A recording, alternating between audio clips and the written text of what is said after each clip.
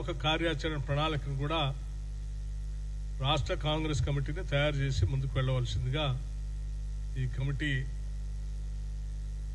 నిర్ణయం చేయటం జరిగింది. అట్లాగే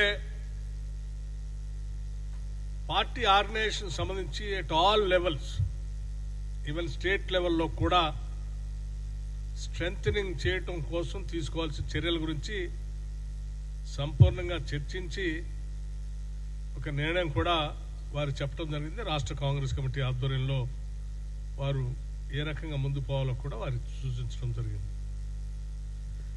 పోతే వాటితో పాటు రాష్ట్ర ప్రభుత్వం, ఇందిరమ్మ ప్రభుత్వం, కాంగ్రెస్ ప్రభుత్వం, ముఖ్యమంత్రి రేవంత్ రెడ్డి గారి నాయకత్వంలో ఏర్పడినటువంటి ప్రజాప్రభుత్వం యొక్క పాలనకు సంబంధించి గత సంవత్సరాల కాలంగా తీసుకున్నటువంటి నిర్ణయాలపైన కూడా లోతుగా చర్చించి ఆ తీసుకున్న నిర్ణయాలన్నిటిపైన కూడా పొలిటికల్ అఫైర్స్ కమిటీ హర్షం వ్యక్తం చేయటమే కాకుండా it is a golden period అని వారు ఈ రాష్ట్ర ప్రభుత్వాన్ని అభినందించడం జరిగింది. ఎందుకంటే దీనికి సంబంధించి ఈ సంవత్సరాల కాలంలో నిన్నటికి నిన్న మనం 16వ తారీఖు నాడు మొదలుపెట్టినటువంటి రైతు భరోసా ఈరోజు 9 రోజులతో రోజుకు 1000 కోట్ల లెక్క 9,000 కోట్ల రూపాయల్ని 1,49,39,111 ఎకరాలకి వ్యవసాయ యోగ్యమైనటువంటి భూములన్నిటికీ కూడా రైతు భరోసా వేసినటువంటి కార్యక్రమాన్ని ఇంతవరకు రాష్ట్ర చరిత్రలో ఎప్పుడు కూడా ఇంత తక్కువ సమయంలో వేసినటువంటి దాఖలాల్లో నేను సంపూర్ణంగా అభినందించింది. అలాగే రుణమాఫీకి సంబంధించి కూడా కేవలం 3 నెలల్లో ప్రభుత్వం రాగానే 20,000 కోట్ల రూపాయలు రుణమాఫీ చేసిన దానికి కూడా అభినందించింది. మరీ ముఖ్యంగా సన్న బియ్యం ఈరోజు ఇచ్చే క్రమంలో భాగంగా ఇప్పటికే ప్రభుత్వం తీసుకున్నటువంటి వరి ధాన్యానికి బోనస్ ఇచ్చేటువంటి క్వింటాల్కి 500 రూపాయలు ఇచ్చేటువంటి బోనస్ సంబంధించి, అట్లాగే 10 సంవత్సరాలు ఈ రాష్ట్రంలో ఉన్నటువంటి రైతులకు ఇన్సూరెన్స్ లేకపోతే ఈ ప్రభుత్వం వచ్చిన తర్వాతనే రైతాంగ సోదరులకు ఇన్సూరెన్స్ కట్టినటువంటి విధానం గురించి దాదాపు దానికి సంబంధించిన సమాచారం కూడా 42,16,000 మందికి 2,181 కోట్లతో ఇన్సూరెన్స్ చేయటం కూడా జరిగింది. సరే, సన్న ధాన్యాన్ని కొనుగోలు చేసే క్రమంలో 1,199 కోట్ల రూపాయలు కూడా చెల్లించడం జరిగింది. మీకు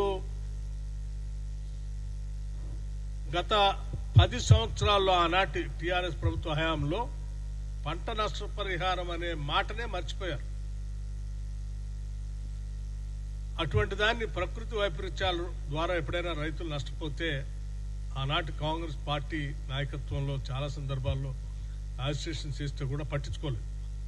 కానీ ఈనాటి ఇందిరమ్మ ప్రభుత్వం రాగానే పంట నష్టపరిహారాన్ని కూడా అంచనా వేసి దాదాపు 260 కోట్ల రూపాయలు చెల్లించడం జరిగిందనేటువంటి విషయాన్ని కూడా అభినందించారు.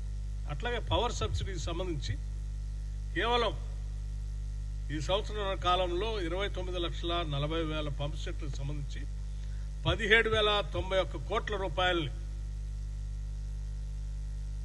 రాష్ట్ర ఆర్థిక శాఖ, విద్యుత్ శాఖకి చెల్లించినటువంటి విషయం కూడా అభినందించారు. అట్లాగే ఇందిరమ్మ ఆత్మీయ భరోసా సంబంధించి చేయూత పథకం 43 లక్షల మందికి ఇచ్చేటువంటి మొదటి వారంలో ఇస్తున్నటువంటి కార్యక్రమం గురించి, ఇందిరమ్మ హౌసెస్ ఒక్కొక్క శాసనసభ నియోజకవర్గంలో 3,500 ఇళ్ల లెక్కన 4.5 లక్షల ఇళ్లని ఒకటేసారి 22,500 కోట్ల రూపాయలతో శాంక్షన్ చేసి ఈరోజు మొదలుపెట్టి ముందుకు పోతున్నటువంటి వైనాన్ని కూడా అభినందించడం జరిగింది. అట్లాగే మహాలక్ష్మి ఆర్టీసీ సంబంధించి ఈ రాష్ట్రంలో మహిళలందరూ దాదాపు 188 కోట్ల సార్లు ఇప్పటికీ ఈ ఉచిత బస్సు రవాణా సౌకర్యాన్ని వాడుకోవటం జరిగింది. దీనికి సంబంధించి ఒక 6,000 కోట్ల రూపాయల్ని రాష్ట్ర ప్రభుత్వం ఆర్థిక శాఖ నుంచి ఆర్టీసీ శాఖ చెల్లించి జరిగింది.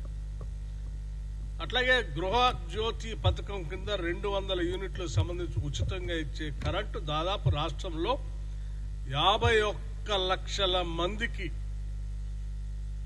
51 లక్షల కుటుంబాలు ఓ రకంగా చెప్పాలంటే 51 lakh మీటర్ హోల్డర్స్ అంటే ఫ్యామిలీస్ ఇవాళ లబ్ధి పొందుతా ఉన్నారు. దానికి సంబంధించి 2,050 కోట్ల రూపాయలని రాష్ట్ర ప్రభుత్వం విద్యుత్ శాఖ చెల్లించడం జరిగింది. ఎల్పిజి సబ్సిడీకి సంబంధించి 43 లక్షల మంది కుటుంబాలకి పెద్ద ఎత్తున ఉపయోగపడతా ఉంది. అట్లాగే 580 కోట్ల రూపాయలు దానికి సంబంధించి ఇప్పటికి చెల్లించడం జరిగింది. రాజీవ్ ఆరోగ్యశ్రీ ఈరోజు 94 లక్షల కుటుంబాలకి ఈరోజు రాజీవ్ ఆరోగ్యశ్రీ 10 లక్షలకి పెంచి ఈరోజు పెద్ద ఎత్తున రాష్ట్రంలో ఉన్నటువంటి వైద్య వాడుకోవటం ఖర్చుల కోసం ఇప్పటికే వాళ్ళు ఖర్చు పెట్టుకుంటే వాడకం అవసరం వస్తే 1,367 కోట్ల రూపాయలు చెల్లించడం జరిగింది. అట్లాగే వడ్డీ లేని రుణాలకు సంబంధించి 21,000 crores రాష్ట్రంలో ఉన్నటువంటి మహిళలకి వడ్డీ లేని రుణాలు అందించేటువంటి కార్యక్రమం చేయడం జరిగింది. 5 సంవత్సరాల్లో 1,00,000 కోట్లు వడ్డీ లేని రుణాలు ఇవ్వాలనేటువంటి కార్యక్రమంలో భాగంగా కాంగ్రెస్ ప్రభుత్వం పోతున్నటువంటి విషయం. అట్లాగే rice subsidy number of families ఈరోజు 93 లక్షల కుటుంబాలకి సన్నబియ్యం పర్ హెడ్ 6 కేజీల లెక్క 93 లక్షల కుటుంబాలకి ఇస్తాం. 1,15 లక్షల కుటుంబాలుంటే 93.79 లక్షల కుటుంబాలు అంటే నేరుగా అబౌట్ 94 లక్షల కుటుంబాలు సన్నబియ్యం వస్తాం. వీటన్నిటినీ ఈ సంవత్సరాల కాలంలో సంక్షేమ కార్యక్రమం అంటే 95,351 కోట్ల రూపాయల్ని వీటి కోసం ఖర్చు పెట్టి 95,351 crores ఓన్లీ వెల్ఫేర్ కోసం ఇందిరమ్మ ప్రభుత్వం వచ్చిన తర్వాత ప్రజల కోసం ఖర్చు పెట్టింది. అదర్ దాన్ ఇవి కాకుండా ఆర్థిక వ్యవస్థను ఘాట్లో పెట్టి మొదటి తారీఖున జీతాలు ఇచ్చే కార్యక్రమం, 40% డైట్ ఛార్జెస్ పెంచింది, 200% కాస్మెటిక్ ఛార్జెస్ పెంచింది. ఇవి కాకుండా ఇందిరా సౌర గిరి జల వికాసం 12,500 కోట్లతో మొదలుపెట్టిన పథకం, రాజీవ్ యువ వికాసం 8,000 కోట్లతో మొదలుపెట్టిన పథకం, ఇవన్నిటినీ అట్లాగే వాటితో పాటు అతి ముఖ్యమైనటువంటి కాస్ట్ సర్వే సిపెక్ socio economic educational political caste survey ఈ రాష్ట్రంలో రాహుల్ గాంధీ గారు చెప్పినటువంటి ఆలోచన మేరకు కాంగ్రెస్ ప్రభుత్వం రాగానే చేసి ఈరోజు దేశవ్యాప్తంగా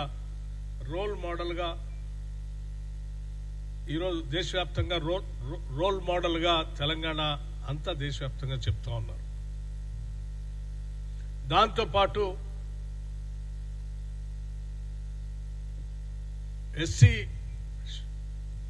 కేటగరైజేషన్ గురించి దశాబ్దాలుగా పెండింగ్ లో ఉన్న దాన్ని కూడా కాంగ్రెస్ ప్రభుత్వం దాన్ని లాజికల్ కంక్లూజన్ తీసుకొచ్చి కేటగరైజేషన్ చేసిన విధానం, నిరుద్యోగ యువకుల గురించి ఆలోచన చేసి పబ్లిక్ సర్వీస్ కమిషన్ ప్రక్షాళన చేసి ఇప్పటికే 56,000 మందికి ఉద్యోగాలు ఇచ్చిన విధానం, ఇంకో 30,000 మంది పైపులో ఉన్న విధానం, వీటన్నిటినీ పరిశీలన చేసిన తర్వాత ఈరోజు పొలిటికల్ అఫైర్స్ కమిటీ పెద్ద ఎత్తున రాష్ట్ర ప్రభుత్వం చేస్తున్నటువంటి ఈ సంక్షేమ కార్యక్రమాలన్నింటినీ కూడా అభినందించడమే కాకుండా ఈ రాష్ట్రంలో ప్రజలకి ఇది గోల్డెన్ పీరియడ్ అని చెప్పి వారు అభినందించడం జరిగింది. అభినందిస్తూ ఈ ప్రభుత్వం కాంగ్రెస్ ప్రభుత్వం చేస్తున్నటువంటి ఈ కార్యకలాపాలన్నింటినీ కూడా కింది స్థాయి వరకు ఇంటింటికి తీసుకెళ్లేటువంటి ఒక కార్యక్రమాన్ని సమాచారాన్ని కూడా అందించేటువంటి వ్యవస్థను కూడా తీసుకొని ముందుకు పోవాలని చెప్పి ఈ పొలిటికల్ అఫైర్స్ కమిటీ నిర్ణయం చేయడం జరిగింది. అట్లాగే విద్యార్థులు చదువుకోవటానికి దేశంలో ఎక్కడా లేనటువంటి విధంగా మన రాష్ట్రంలో ఒక రోల్ మోడల్గా ప్రపంచ దేశాలతో పోటీ పడేటట్టుగా young India integrated residential schools 100 schools ని శాంక్షన్ చేసి ముందుకు పోతాం. నిరుద్యోగ యువతి యువకులందరూ కూడా స్కిల్స్ బాగా ఉంటే ఉద్యోగ అవకాశాలు ఈ పోటీ ప్రపంచంలో బాగా దొరుకుతాయనేటువంటి ఆలోచనతో ఒక స్కిల్ యూనివర్సిటీని కూడా హైదరాబాద్లో పెట్టడం, గతంలో ఉన్నటువంటి ఐటీఐ సెంటర్లన్నింటినీ కూడా మారుతున్నటువంటి ఈ మోడర్నైజేషన్ పరిస్థితిని దృష్టిలో పెట్టుకొని ఇండస్ట్రియలైజేషన్ లో వచ్చినటువంటి కంప్యూటరైజేషన్ కూడా దృష్టిలో పెట్టుకొని అడ్వాన్స్డ్ టెక్నాలజీ సెంటర్స్ గా మార్చి ఆ అడ్వాన్స్డ్ టెక్నాలజీ సెంటర్స్ లో ఇచ్చేటువంటి ట్రైనింగ్ తో ఉద్యోగాలు దొరికేటట్టుగా లింక్ చేసేటువంటి వ్యవస్థను దాదాపు ఒక 100 సెంటర్లని ప్రతి శాసనసభ నియోజకవర్గంలో కనీసం ఒకటి ఉండేటట్టుగా ఈ రాష్ట్ర ప్రభుత్వం నిర్ణయం తీసుకొని ముందుకు పోతున్నటువంటి విషయాన్ని